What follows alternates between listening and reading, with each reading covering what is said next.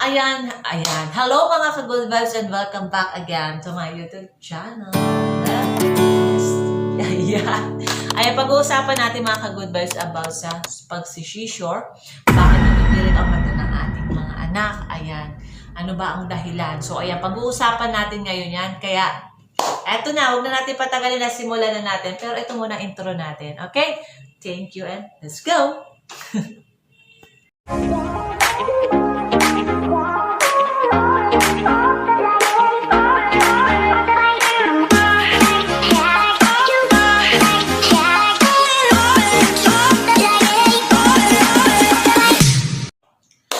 Ayan, hello mga ka-good vibes. Hello again. Ayan, welcome back again to my YouTube channel. Ayan, sorry na mga ka-good vibes kung madalang tayo nakakapag-live muli. Ayan, dahil po na busy tayo sa ating Shopee Live. Ayan, sa Shopee Live tayo mga ka-good vibes. Ayan yung Shopee namin mga ka-good vibes. Ayan. Kaya background ko mga ka-good vibes, ayan. Kasi mga ka-good vibes, nagka-Shopee po tayo, ayan. At meron tayo mga paninda rito mga ka-good vibes, ayan. Meron tayong mga piniplex na item, ayan. Mga ka-good vibes, ayan. Welcome back again to my YouTube channel. And wishing you all a happy New Year, ayan. Merry Christmas na rin muli sa inyo mga ka-good vibes, ayan. Meron din tayo upload na Christmas vlog, ayan, na delay lang yung ating vlog. So, after this, meron tayong ipi-play din ng mga Christmas vlog po natin. Ayan. Gusto ko lang share sa inyo mga ka-good vibes na dumating na naman tayo sa punto na tumirik na naman ang mata ng aking anak. Ayan. Bakit nga ba tumitirik yung mata ng ating mga anak? Una sa lahat din mga ka-good vibes, minsan hindi natin alam bakit. Minsan nasabi natin dahil mataas ang lagnat niya. Pwedeng ganoon mga ka-good vibes. Or dahil na rin may ibang dahilan.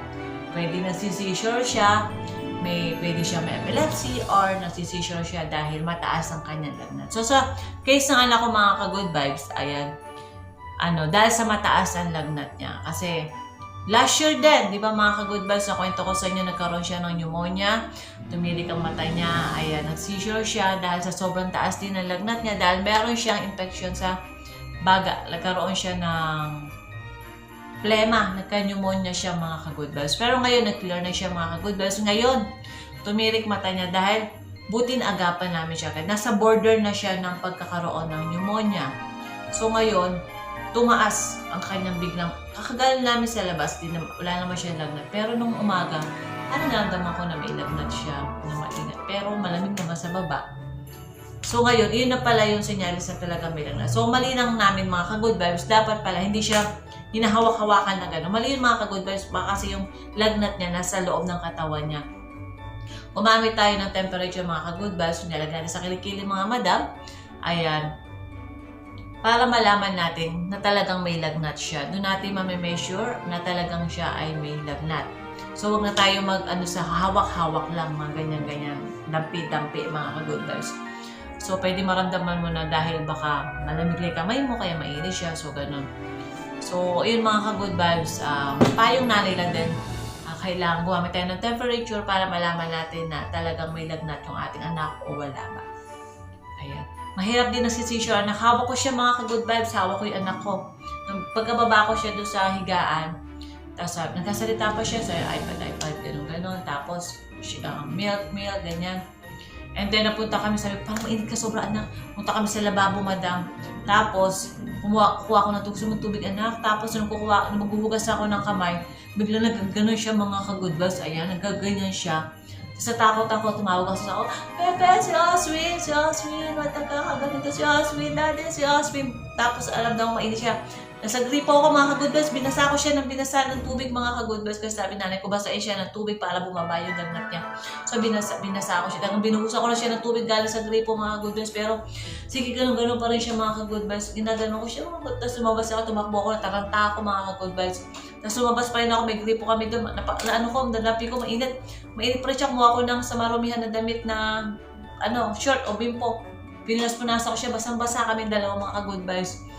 Ayun, tapos bigla siya, gumagano siya mga ka-good vibes, parang hapong-hapong na siya, tapos yun, diniretso namin agad siya sa hospital mga ka-good vibes, ayun. Thank you Lord dahil malapit lang kami sa ospital. Tapos noon, dinagyan siya agad na sa emergency na kami, nilagay siya na agad ng oxygen. Nag-18 na agad yung oxygen niya, tapos nilagyan na siya agad. Nilagyan na siya ng oxygen. Kasi mahirap kapag nag-70 na yung oxygen mo.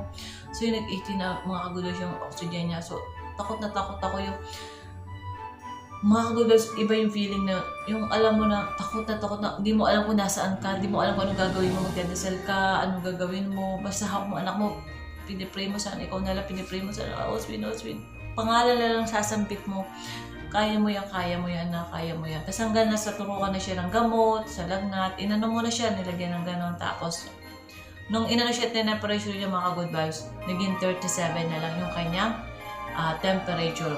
Nakatulong mga ka-good vibes yung pagbasa ko sa katawan niya ng tubig mga ka-good vibes. Ayan. Pero sabi sa amin ng mga doktor mga ka-good vibes, payo sa amin na huwag daw matakot. Syempre tayo, hindi natin alam gagawin natin. First time natin na nakita yung anak natin na gano'n. Kasi nung unang time, yung hipag ko ang nakasaksi nun sa asawa ko. So ako, ngatong year na to, ako ang nakasaksi. So ako may hawak sa anak ko.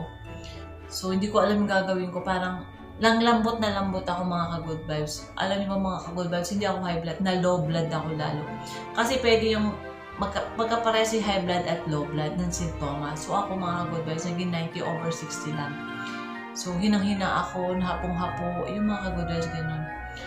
Kasi Lord, kasi hindi natin kaya na makita yung anak natin na gano'n, na dinedextrose siya. Ayan.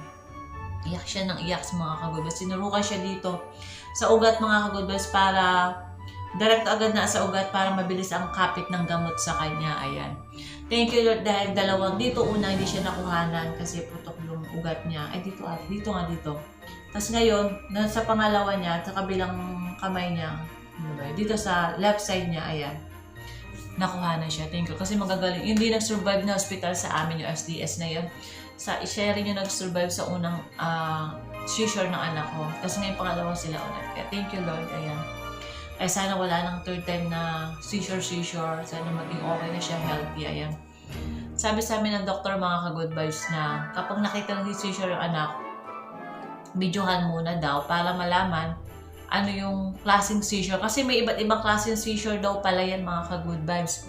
Pwedeng sa brain, pwedeng sa mataas ang lagnat, at meron pang ibang senyales daw bakit nagsisisure ang isang bata. Ayan, mga ka-good vibes, ayan. Sana nakapag-share ako sa inyo ng kaalaman about bakit nagtitirik yung mata ng ating mga anak nagsisisure. Ayan. Huwag daw tayo mataranta. Siyempre, nandun tayo sa akto na hindi tayo pwede hindi mataranta mga ka-good vibes. Nanay tayo, di ba nanay? So, hindi natin alam yung gagawin natin Kaya, ayan. Payong nanay po, ayan. Basta lakasan lang natin mga loob natin. Ayan. Nandun tayo sa may kinakabahan tayo, nandun yung pangangarag natin, pero huwag tayo mawala ng pag-asa. Magdasal lang tayo na magdasal mga ka-good vibes. The best yung prayer kay Lord. Ayan, the best yung prayer kay Lord mga ka-good vibes. Sasagutin niya lahat yung mga problema natin na talaga tutulungan niya tayo, hindi niya tayo pababayaan. Prayer is the best. Number one, top number one po natin yung prayer po. Napakalakas po ng prayer mula kay Jesus mga ka-good vibes. Ayan, thank you so much po sa lahat din po mga sumusuporta sa atin mga ka-good vibes. Basta ingat lang po tayo palagi. Ayan, huwag natin nahayaan na yung anak natin ay magkaganon na tulad na sa anak na seizure. Kapag alam natin na hindi alam, yung nakikita natin anak na matamay tapos mainit. Pag nararamdam tayo mainit, kumuha agad ng temperature, hindi yung nampi-nampi. Ilagay natin sa kilikili ng anak natin, saka natin i-temperature para malaman natin na may lagnat, para mapainom na natin agad ng gamot. Ayan, ng paunang lunas. Ha? Huwag nyo na akong gayahin na. Ayan, naramdaman ko na, hindi ko pa chinek yung anak ko na. So, ayan, hanggang umabot ng gabi, lumabas pa kami, hanggang pag-uwi, tumaas na ang lagnat. So, ayan. So, ayan. Aral sa atin lahat yung mga ka-good vibes. So, ngayon, alam na namin ginagawa. Kaya ngayon, kada nararamdaman natin, may nagdapan ako. Hindi basta ganun, pag bagong gising, di ba mainit? So, ayan, tinatemperature na namin agad mga ka-good vibes. Ayan. Saka huwag tayo mawawala ng pagkain ng biscuit sa anak natin. Kung maaari may sabaw, lagi ulam din ng anak natin. Ayan, para nakakahigop ng sabaw. Tapos, laging may prutas. Pag-ipunan natin mga ka-good vibes yung prutas sa anak natin. Mga saging, ayan, para yung potassium nila maging okay. Tapos yung ubas, apple, ayan. Kahit yung 3 prutas lang na yung mga ka-good vibes. Kasi nagbabitamins naman din yung anak natin, di ba?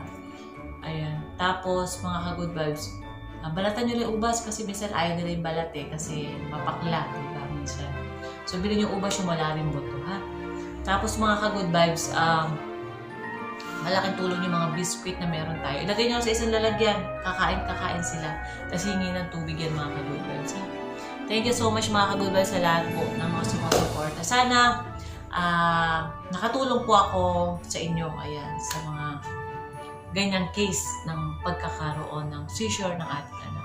Marami pa akong share sa inyo mga ka-good vibes tungkol sa panganganak ko. Diba? Ang dami nagtatanong din. So, ayan. I-vlog din natin yan mga ka-good vibes. And sana nakatulong ako sa inyo at nagkaroon ng nagbigay ng idea ay nagkaroon kayo ng idea anong gagawin niyo mga ka-good vibes. And I pray na walang magano sa anak niyo, di ba? Kung nanonood man kayo dito mga ka-good vibes, ayan. Kung nakaranas na kayo ng ganyan sa anak niyo, sana ito ay maging aral din sa inyo, ha? Thank you so much po mga ka-good vibes and don't forget to like and subscribe to my YouTube channel, Love Astia, nasa aming Shopee account. Ayan. Thank you so much mga ka-good vibes and thank you and God bless you all. Happy New Year everyone and welcome natin ang year 2025 at goodbye na sa may masayang araw sa 2024 pero goodbye na sa mga bad negatives. Okay? Thank you and God bless everyone. Bye-bye.